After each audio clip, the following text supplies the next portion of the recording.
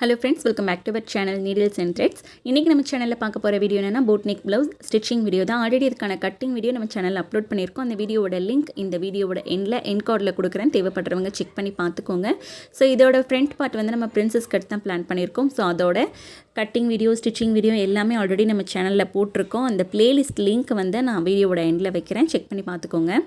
So இப்போ first வந்து நான் மெயின் ஃபேப்ரிக்கில் நெக்லைன் எதுவுமே கட் பண்ணலை. ஜஸ்ட் ஆம்கோல் ஹைட், பேக் பார்ட்டோட ஹைட் இந்த மாதிரி மட்டும்தான் நான் கட் பண்ணி எடுத்திருக்கேன். லைனிங்கில் மட்டும்தான் நம்ம நெக்லைனுக்கு தேவையான அளவுகள் எல்லாமே கரெக்டாக கட் பண்ணி எடுத்திருக்கோம். கட்டிங் வீடியோ பார்த்தீங்கன்னா உங்களுக்கு கண்டிப்பாக புரியும் எப்படி நம்ம பண்ணுறோம் அப்படின்றது. ஸோ மெயின் ஃபேப்ரிக்கோட நல்ல பக்கத்து மேலே லைனிங் கிளாத்தை இந்த மாதிரி ப்ளேஸ் பண்ணிவிட்டு பால் பின் போட்டு செக்யூர் பண்ணிக்கோங்க. கரெக்டாக வந்து சென்டர் டு சென்டர் மேட்ச் ஆகிற மாதிரி, அதாவது லைனிங்கோட சென்டரும் நம்ம மெயின் ஃபேப்ரிக்கோட சென்டரும் கரெக்டாக இருக்கிற மாதிரி மேட்ச் பண்ணிவிட்டு அந்த ட்ராப்லெட் ஷேப்பில் நம்ம கட் பண்ணியிருக்கோம் இல்லையா கீழே டிசைனுக்காக. ஸோ அந்த இடத்த சுற்றி மட்டும் நான் சேஃப்டி, அதாவது பால் பின் கொடுத்து செக்யூர் பண்ணிக்கிறேன். ஸோ தட் நம்மளுக்கு மூவ் ஆகாமல் இருக்கும், சென்டர் வந்து மிஸ் ஆகாமல் இருக்கும். அதுக்காக ஃபஸ்ட்டு நம்ம என்ன பண்ணுறோம் அப்படின்னா, அந்த ட்ராப்லெட் ஷேப்பில் நம்ம கட் பண்ணியிருக்கோம் இல்லையா, அதை சுற்றி ஒரு 1/4 இன்ச் டிஸ்டன்ஸில் சுற்றியுமே தையல் போட்டு விடுறோம். மேலே நெக்லைனில் வந்து தையல் போடக்கூடாது. ஃபஸ்ட்டு நம்ம அந்த ஷேப் கட் பண்ணியிருக்கிற இடத்துல மட்டும் சுற்றி ஒரு 1/4 இன்ச்சுக்கு இல்லைன்னா சிங்கிள் ஃபுட் டிஸ்டன்ஸ் கொடுத்து நீங்கள் ஸ்டிச் பண்ணிக்கோங்க. ஃபுல்லாகவே நீங்கள் அந்த ஷேப் மாறாமல் ஈக்குவலான டிஸ்டன்ஸில் நீட்டாக சுருக்கம் இல்லாமல் ஸ்டிச் பண்ணிக்கோங்க. அதுக்கப்புறமா பால்பின் எல்லாத்தையும் ரிமூவ் பண்ணிவிட்டு சென்டரில் இந்த மாதிரி சின்னதாக ஒரு கட் கொடுத்து அதுக்கப்புறமா அதுக்கு நடுவில் இருக்கிற அந்த மெயின் ஃபேப்ரிக் மட்டும் நீங்கள் கட் பண்ணுங்கள். கட் பண்ணும்போது லைனிங் கிளாத் வந்து கட் ஆகக்கூடாது, மெயின் ஃபேப்ரிக் மட்டும்தான் நீங்கள் கட் பண்ணணும். அதுக்கப்புறமா சின்ன சின்னதாக இந்த மாதிரி நாட்ச் கொடுத்துக்கோங்க. இந்த ஷார்ப் எட்ஜில் மட்டும் கொஞ்சம் நல்லா வந்து நீங்கள் டீப்பாக கட் பண்ணிக்கோங்க. தையலுக்கு வெளியில் அந்த கட் போகாத மாதிரி பார்த்துக்கோங்க. இப்போது லைனிங் கிளாத் எல்லாத்தையுமே சுருட்டி அந்த ஹோல்குள்ளே கொடுத்து உள்பக்கமாக இந்த மாதிரி எடுத்து விட்டுக்கோங்க. ஓகே, வீடியோவை நீங்கள் பார்த்தீங்கன்னா கிளியராக உங்களுக்கு புரியும். லைனிங் கிளாத் எல்லாத்தையுமே அந்த ஹோல் வழியாக உள்பக்கமாக திருப்பி விட்டுக்கோங்க. திருப்பினதுக்கப்புறமா நகத்தை வச்சு நல்லா வந்து அழுத்தி விட்டுக்கோங்க. அப்போ தான் உங்களுக்கு நல்லா படிஞ்சு கொடுக்கும், ஷேப் வந்து மாறாமல் இருக்கும். ஸோ அந்த மாதிரி நல்ல நீட்டாக எல்லாத்தையுமே எடுத்து அரேஞ்ச் பண்ணதுக்கப்புறமா சுற்றி வந்து ஒரு தையல் போட்டு விட்டுக்கோங்க. இதுவுமே 1/4 inch distance or single foot distance கொடுத்து நீங்கள் தையல் போட்டுக்கோங்க.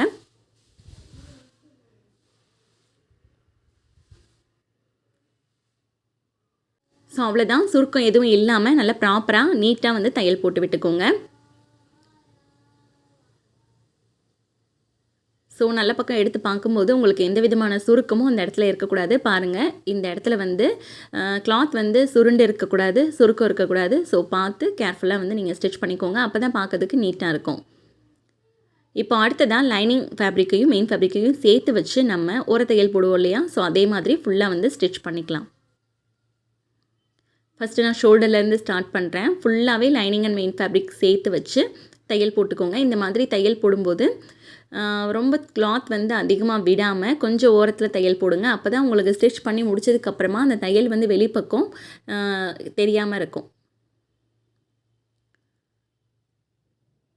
ஸோ உள்பக்கம் எந்த விதமான சுருக்கமும் இல்லாமல் நீட்டாக பொறுமையாக தேய்ச்சி கொடுத்து நீங்கள் வந்து ஸ்டிச் பண்ணிக்கோங்க. அதுக்கப்புறமா நடுவில் இந்த இடத்துல இருக்கக்கூடிய நெக் பேட்டர்ன் வந்து கட் பண்ணி எடுத்துருங்க. மெயின் ஃபேப்ரிக் எக்ஸஸாக இருக்கிறத கட் பண்ணி எடுத்துருங்க. ஸோ சுற்றி மெயின் ஃபேப்ரிக் எக்ஸஸாக இருக்கிறது எல்லாத்தையுமே நீங்கள் கட் பண்ணி எடுத்துருங்க.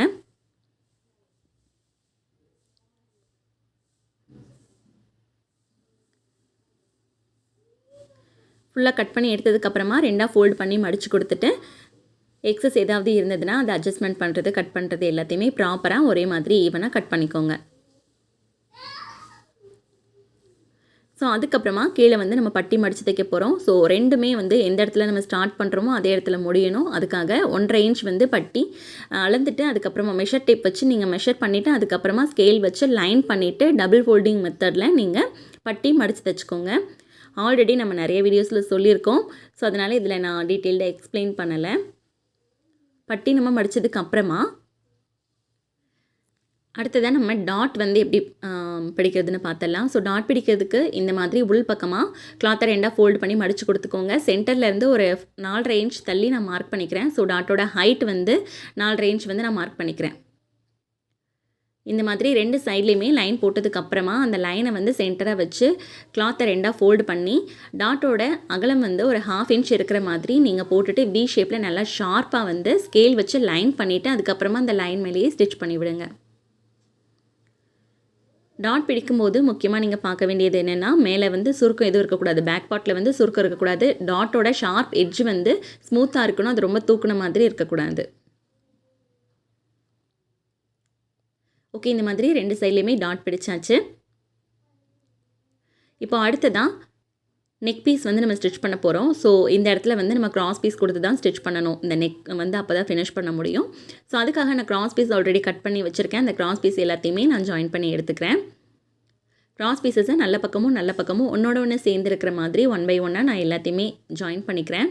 ஸோ ஜாயின் பண்ணிவிட்டு எல்லாத்துலேயுமே மறக்காமல் நீங்கள் ப்ரெஸ் தையல் ஒன்று போட்டு விட்டுக்கோங்க. டாப் ஸ்டிச் போட்டுட்டு அதுக்கப்புறமா நீங்கள் மற்ற ஒர்க் பண்ணிங்கன்னா தான் அந்த ஸ்டிச் வந்து பிரிஞ்சு கொடுக்காம உங்களுக்கு நல்ல செக்யூர்டாக இருக்கும். அதுக்காக எந்த அளவுக்கு உங்களுக்கு தேவையோ அந்த அளவுக்கு வந்து நீங்கள் கிராஸ் பீஸ் வந்து ஜாயின் பண்ணி எடுத்துகிட்டு அதை அப்படியே 2ஆக ஃபோல்டு பண்ணி நீங்கள் இந்த மாதிரி தையல் போட்டுக்கோங்க. 2ஆக ஃபோல்டு பண்ணும்போது கவனமாக நீங்கள் நோட் பண்ண வேண்டிய விஷயம் என்னென்னா, கையில் வந்து ரொம்ப இழுத்து பிடிச்சி தைக்கக்கூடாது. ஜஸ்ட் நீங்கள் அதை மடக்கி மட்டும்தான் கொடுக்கணும். இழுத்து பிடிச்சிங்க அப்படின்னா அந்த பீஸ் வந்து உங்களுக்கு ரொம்ப சுருண்டு அசிங்கமாக இருக்கும் பார்க்கறதுக்கு. ஸோ இப்போ நம்ம கிராஸ் பீஸ் ரெடி பண்ணி எடுத்து வச்சுருக்கிறத நெக்லைனோட நல்ல பக்கம் வந்து வச்சு இந்த மாதிரி வந்து ஸ்டிச் பண்ணிக்கோங்க. 1/4 இன்ச் டிஸ்டன்ஸ் கொடுத்தா போதும், அதாவது சிங்கிள் ஃபுட் டிஸ்டன்ஸ் கொடுத்தா போதும். ஸோ எக்ஸ்ட்ரா இருக்கக்கூடிய அந்த உள்பக்கம் ரா எட்ஜஸ்லாம் கட் பண்ணிவிட்டு சின்ன சின்னதாக நாட்ச் போட்டுக்கோங்க இந்த மாதிரி. அதுக்கப்புறமா மேல் பக்கம் ஒரு டாப் ஸ்டிச் ஒன்று கொடுத்துக்கோங்க. ஸோ இந்த மாதிரி எடுத்து கொடுத்து நல்லா படிஞ்சு வர்ற மாதிரி மேல் பக்கம் டாப் ஸ்டிச் கொடுத்து, இப்போ அந்த பீஸ் மொத்தமும் வெளியில் தெரியாமல் உள்பக்கம் இருக்கிற மாதிரி உள் சைடு வந்து ஃபோல்டு பண்ணிவிட்டு அதுக்கு மேலேயே வந்து ஒரு சிங்கிள் ஃபுட் டிஸ்டன்ஸ் கொடுத்து நீங்கள் ஸ்டிச் பண்ணிக்கோங்க.